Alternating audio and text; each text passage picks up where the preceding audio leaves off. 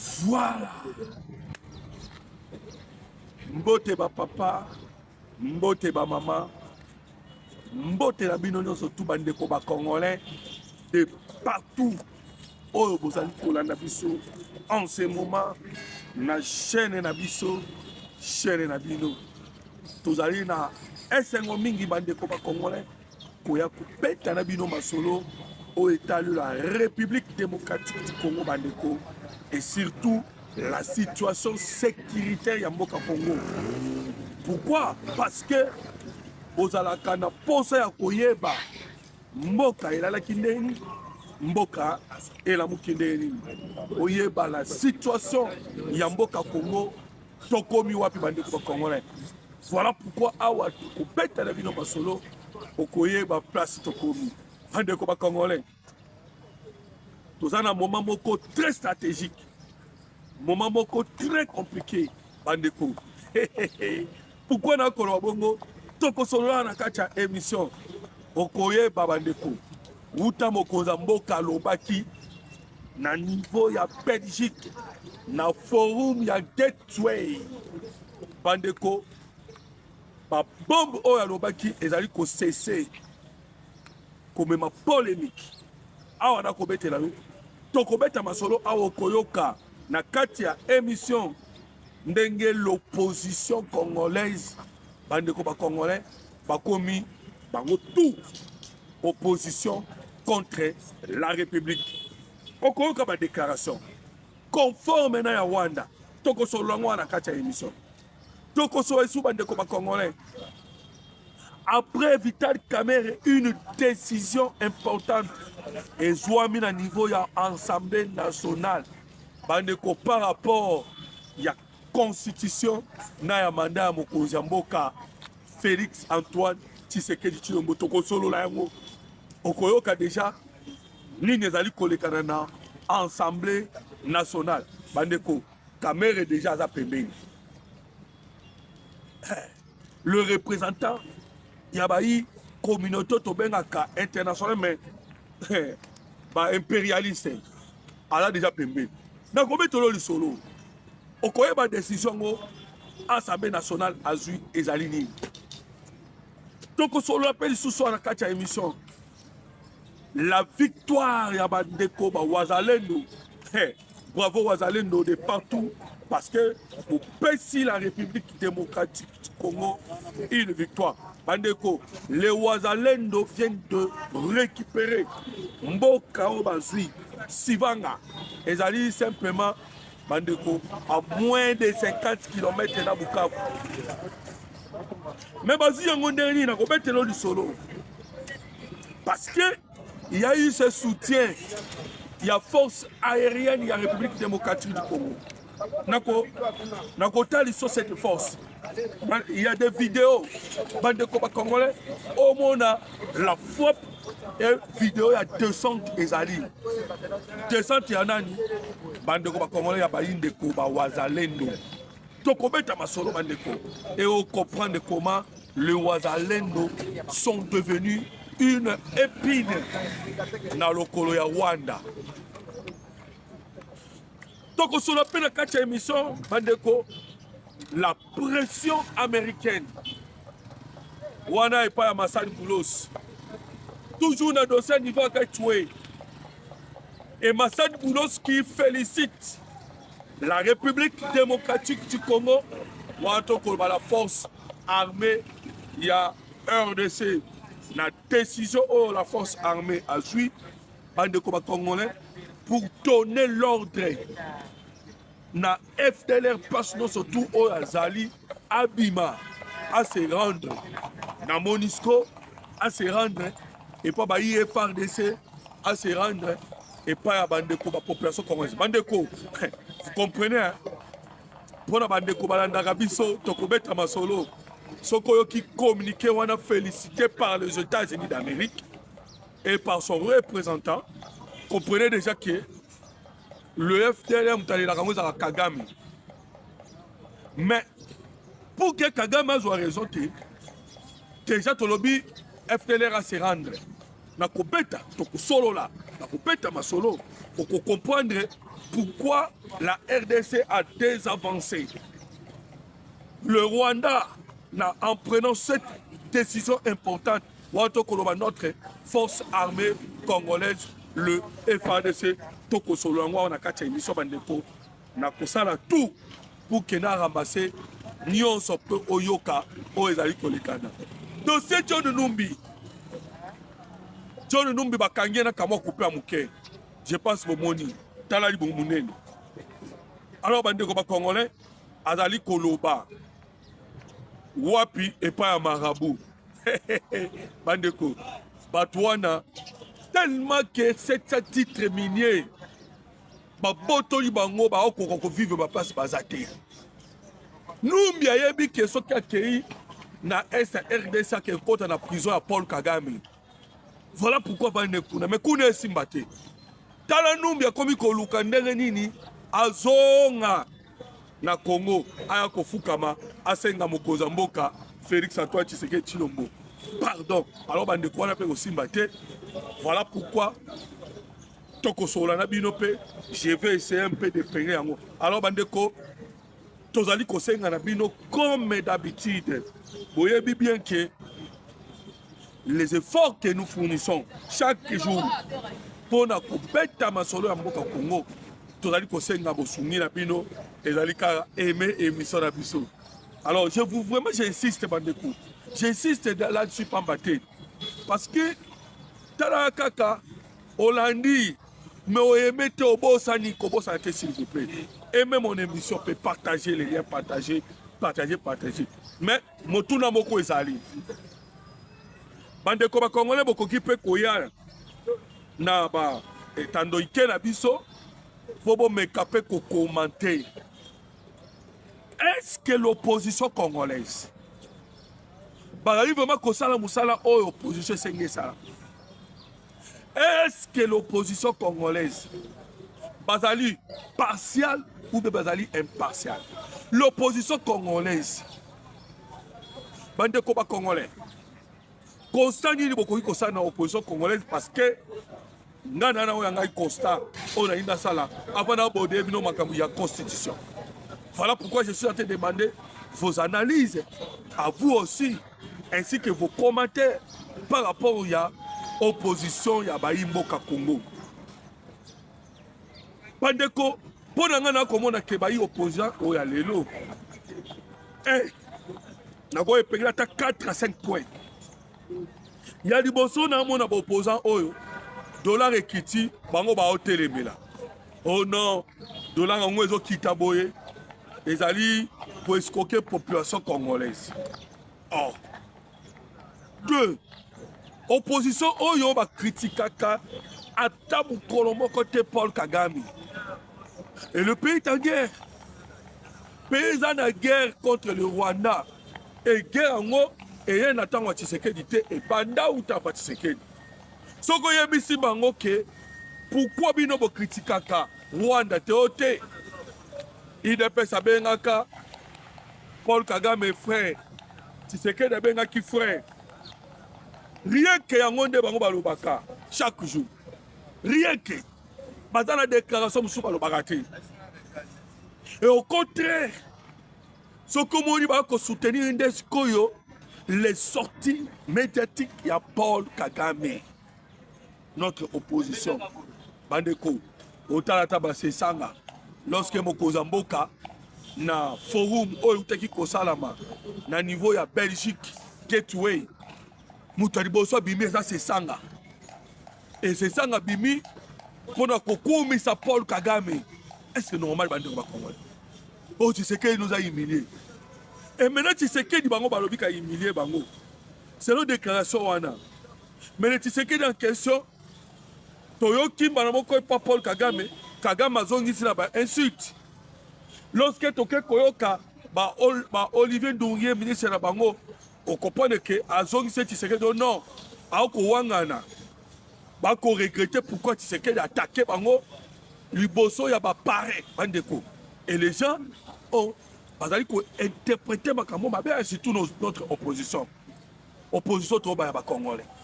Ba interpréter makambo négativement. Et pourtant bandeko ba congolais les déclarations du président viennent d'expliquer. Mama loba ya bokonza mboka alobi yango liboso ya banani oyo bazaki na kati ya salle. Il faut vous imaginer banani bazaki na kati ya salle. Na kati ya salle il y avait simplement bandeko ba investisseurs bato ba pesa ka Paul Kagame Minduki bandeko la guerre na est ya République démocratique du Congo ezali ba multinationaux. Nanga ko ba multinational. Bango nde mutu basimba guerre oyo. Et surtout ya bayi Europe. Parce que Donald Trump a ça l'obaki de sa part. Lorsque a frappé Laurence Kanyuka na sanction, a frappé James Kabarebe na sanction bandeko. Au moins on a les deux têtes. Et battait toi même bari kwa la entreprise là-bas en Europe. Et à souka ki bongote après qu'on sanctionné James Kabarebe na Laurence Kanyuka a yebisi na bango bayi américain tout mutu tout a consommer minéraux au euti na est ya République démocratique du Congo. Donald Trump a bien frappé ma casse. Vous allez comprendre que pour les Américains déjà Kagame a déjà fini. Il reste simplement bayi européen. Et les Européens ont dit que face à face. Na forum parce que il y a un forum sur les investissements, il y a Union européenne. Tu serais bien en Aotika Bangote. Occasion yango na beta kaka ba mabilo kwa makasi. Bande ko Congolais. Le problème est que les multinationaux na bavandaki tu sais que des petits bango pona ko yebisa na Kagame. Otalisa bango que si vous investissez au Rwanda, sachez-le bien que vous êtes derrière un criminel parce que c'est que dans le lobby, bon yebisa, ayebis Kagame, yebisa, ba M23, oh yo, pas se retirer, donne l'ordre. Là c'est sans harmonité. Wana ba yo opposant ba monité que ezalaki déclaration moko positif pour la République démocratique du Congo. Et dans le lobby skonde baleli sous bien. Lobby sous baleli bien. Makenga leli, bisi mo leli, ndungire ressources leli, nani sikali, pananga baleli lobby. Pourquoi? Tu as moni rébellion kuna na dowa, soué na bango ezani, posa na bango ezali, dialogue interne, mais dialogue interne c'est que abomi déjà, abet kuna. Alors non, on ne peut pas négocier avec des Congolais inféodés de l'extérieur. Alobi yango, alobi jamais. Ogolo bananga mende komoloto, Tshisekedi jamais, je vous l'ai dit. Nous connaissons la chose. Toyebi bien pour ça ya Kagame. Vous savez que Kagame tout ce qu'on lui donne, il n'est pas satisfait. Pour ça Kagame il a domination ya Kivu. Papa maman, Kagame azana pour ça nda dominer Kivu. Et Kivu déjà survie na ye. Donc Kagame a des projets, il y a des colonisateurs. Et il veut obtenir cela par le dialogue dans le M23. Et les M23 qui sont des militaires rwandais. Déjà infiltrés.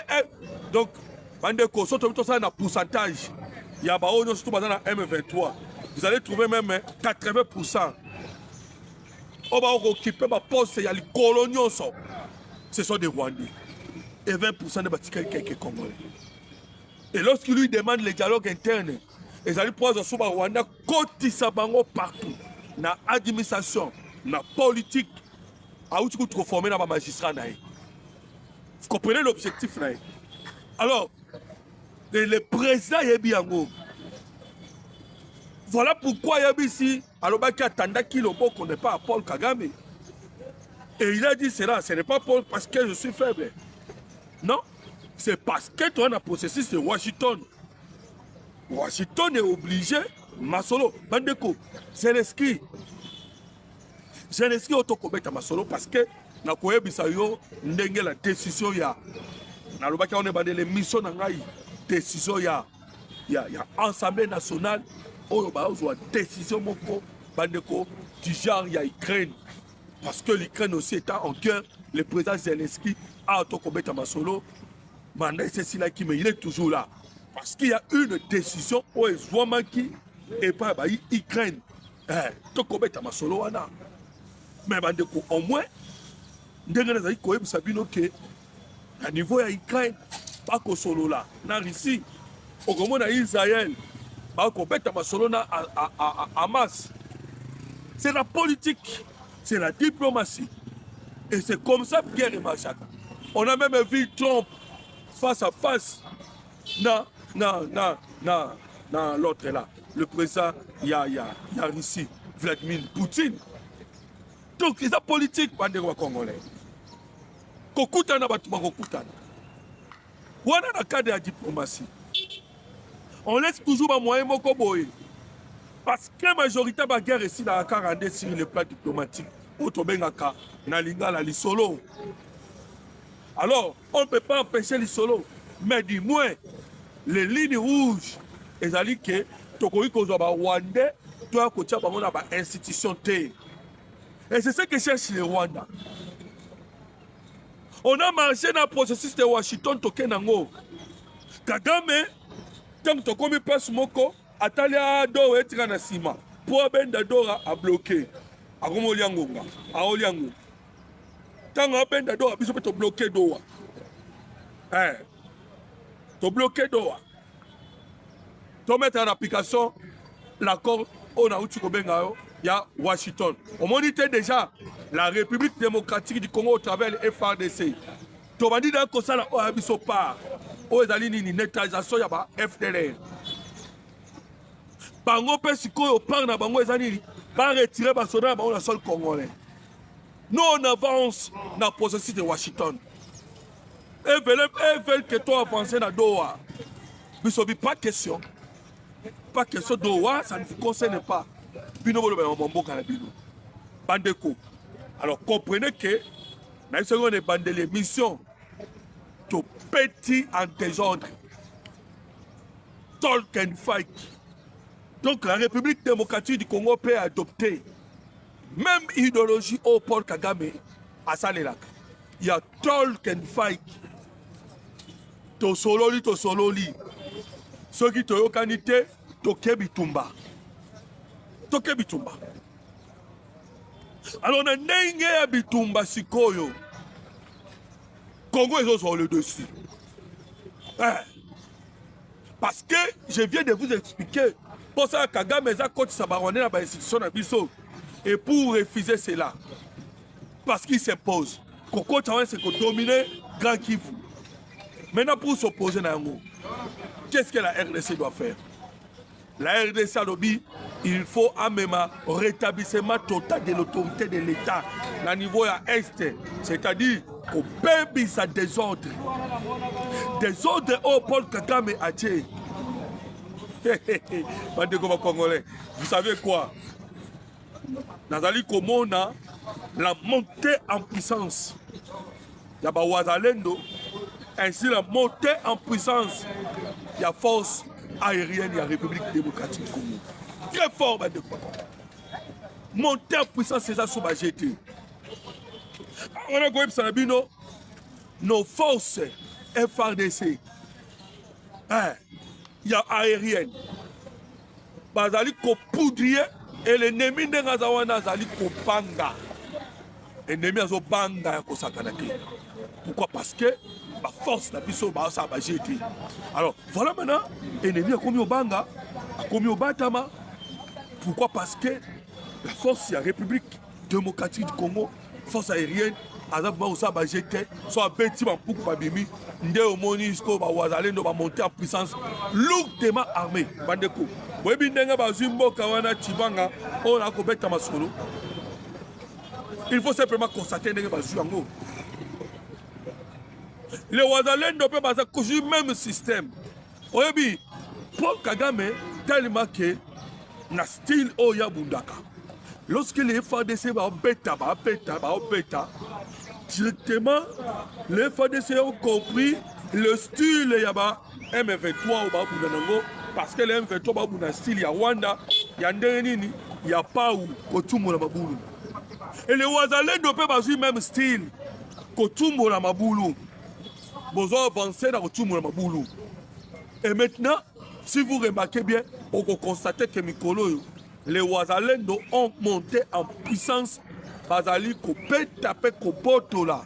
Bamboka na maboko ya ba M23. Tongo midi pourquoi? Samedi passé, avant tout comme samedi passé, na Mikolo le kanda kiawa.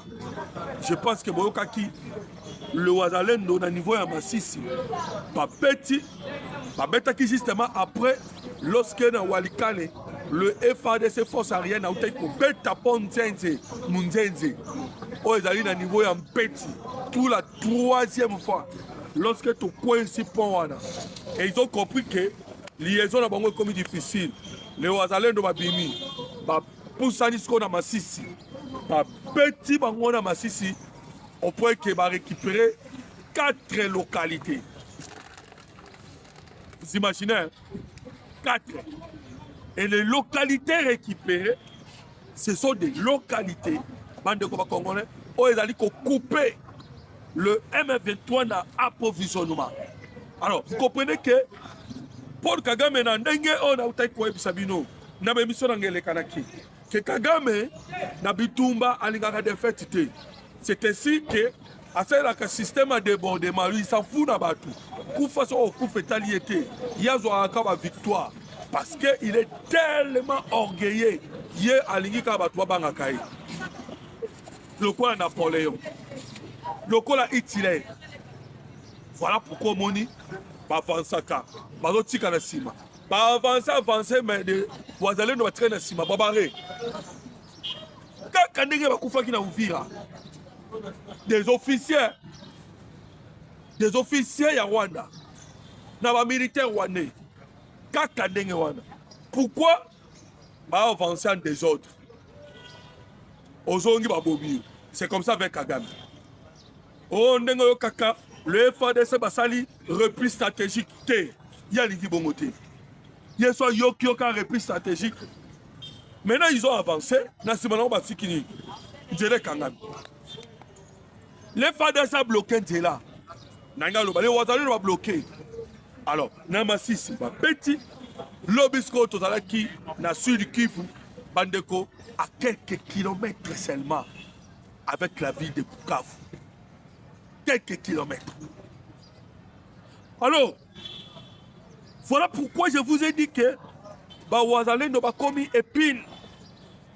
Na Seya Lokolo, ya Rwanda. Maintenant coincé, Kagame est coincé, le M23 coincé, bloqué. Alors, Kagame n'a plus encore les moyens de faire la guerre. Ce qui a sali guerre, alors que Tshisekedi a montré déjà sa volonté, Nandengenini n'a neutralisé le FDLR. Parce que, M23, le bien comme il en est ici, Bisoto Sala, Biso, Tshisekedi Yeba, Bisoto Sala, la révolution. Mais lorsque le M23 parle, bande congolais, ne tenez pas cela en compte parce que Yokao Kigali, parce que Kigali qui parle, c'est Kigali. Mais Kigali maintenant est piégé. Nous les attendons, c'est là. Pourquoi? Parce que, moment où tu sais que la Bible, il y a Kato Solo là, Awa, paix de braves, Bimisa Basoda Nayo, il y a Kato Solo là. Kagame a obligé ce quoi Bimisa Basoda. Ce qu'a Bimisa Basoda te bandeko a défié dans nos liboso États-Unis d'Amérique. Là, il faut savoir. Parce que Maxad Boulot, ça le dit bien, que les États-Unis d'Amérique alignent Bakotana affaire. Mamba guerre ici là. Au moins, il va tout ça à Israël, non? Aujourd'hui, Israël a dit bien. Israël a cédé. Israël a obtenu la guerre et la paix. On s'est dit au monde que Benjamin Netanyahu a regretté. Mais du moins, Bandeko, ça y est, à Zonisima. Bandeko, c'est la géopolitique. Oh, ils ont dit que ça m'a dit tout. Géopolitique, quoi, dans un moment où, total là, on dit bien que les Américains vont forcer. Pourquoi va forcer? C'est parce que le Qatar a ce qu'il faut après Israël. Qatar, c'est quoi? Et le monde arabe, nous sommes comme inquiets.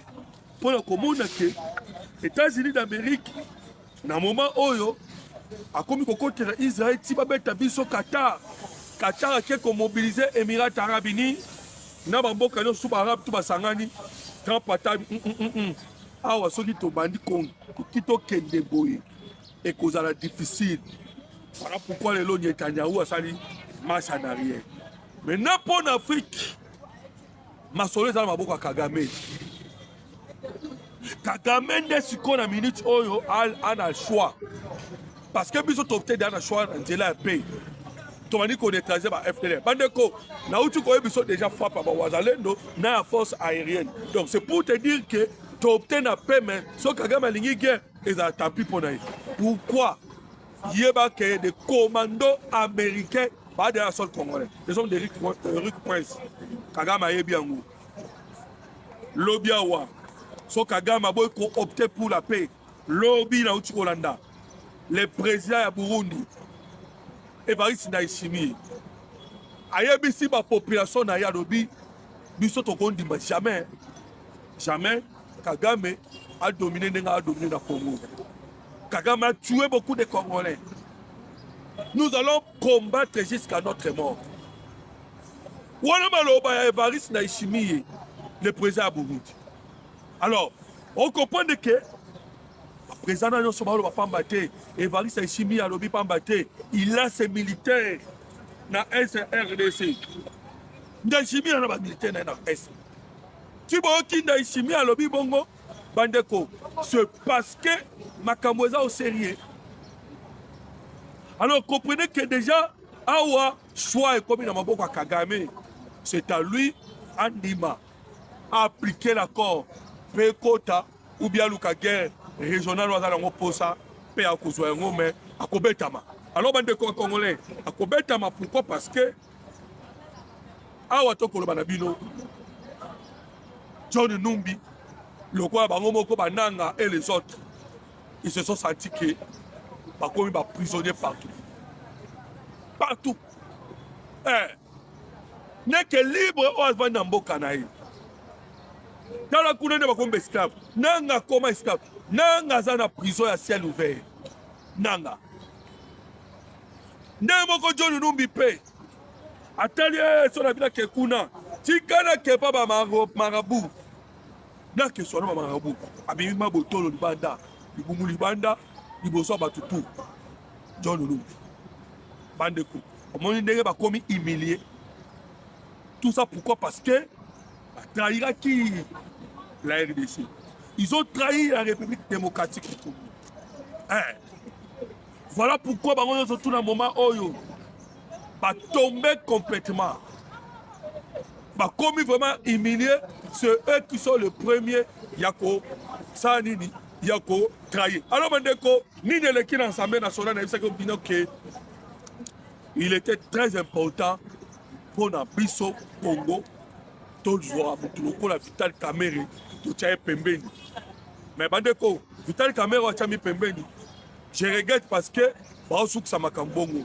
Ce qui va expliquer mon Koko Samba, au Komona que il fallait qu'il interpeller Vital Kamere. Naba au ministre de l'économie dans le Canada. Il fallait qu'on interpelle Bango. Pourquoi? Des 186 millions. Vous avez Kobima. Na caisse à l'État, les lois de 186 millions, les lois comme Kobima, après près de 31 millions. Vous comprenez? Mais l'Assemblée nationale, c'est pas ici du saut. Pourquoi? Parce que Alingui a voté loi. Loi où l'Assemblée nationale a voté, et il y a genre de loi où les salamaki à niveau de l'Ukraine. Vous savez que Bandeko, où l'Ukraine a côté de guerre, si les lois où l'élection est au salamate. Pourquoi? Parce que les députés n'ont pas contacté l'Assemblée nationale, pas sololi, pas étudier, pas comprendre que comme nous sommes en difficulté à organiser l'élection dans le moment de guerre, nous allons suspendre la Constitution. Alors, suspendre la Constitution et pas d'abord. Voilà pourquoi Bissopé, il y a une loi il y a déjà en place pour que Bissopé suspendre dans nous la Constitution ou en tout cas les élections. Les élections. Et Nous félicitons cela, bande congolais. Parce que ce qu'on dit, le langage, il y a une opposition. Tellement ils ont qu'il de gauche-droite. Pourquoi? Parce que le langage, il y a une parce que il y a une opposition au moment où il y a une infériorité. Et quand Tshisekedi a échoué. Mais ce n'est pas Tshisekedi qui a échoué, mais le Congo a échoué. Il y a une opposition contre la République démocratique. D'opposition. Et vous allez maintenant voir la déclaration dans Bango. Oh non, Ndegezali Boye, Tshisekedi a échoué. D'un coup, on préfère même Paul Kagame a gagné guerre. Pour ça, Kagame a gagné pour permettre forcing. Il y a dialogue pour aux affaires. Maintenant, est-ce qu'on constitution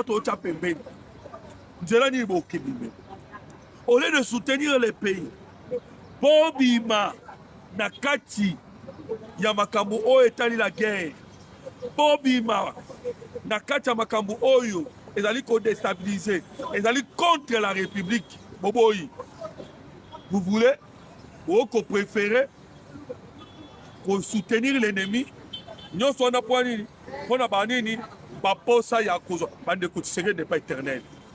Tshisekedi n'est pas éternel. Vous combattez Tshisekedi, ok, mais Tshisekedi n'est pas éternel. Tshisekedi finira par quitter. Parce que c'est un homme. Mais le problème est que nous devons faire quelque chose pour Namboka et retrouver paix. Pour retrouver la paix. Et pour retrouver la paix, il faut cesser de combattre. Ce sont les ennemis de l'interne. Oh, à Kachamboka.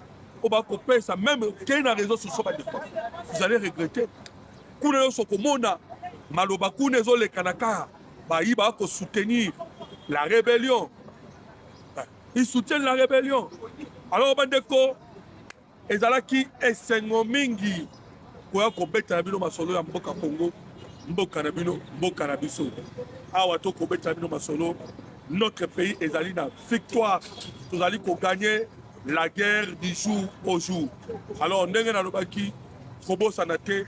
aimer notre émission et partager les liens pour permettre de connaître surtout Bayeba, Makamozali, dans la République démocratique. Numéro de téléphone sur plus 243 89 40 330 80. Plus 243 89 40 330 80. Merci beaucoup. Que Dieu vous bénisse.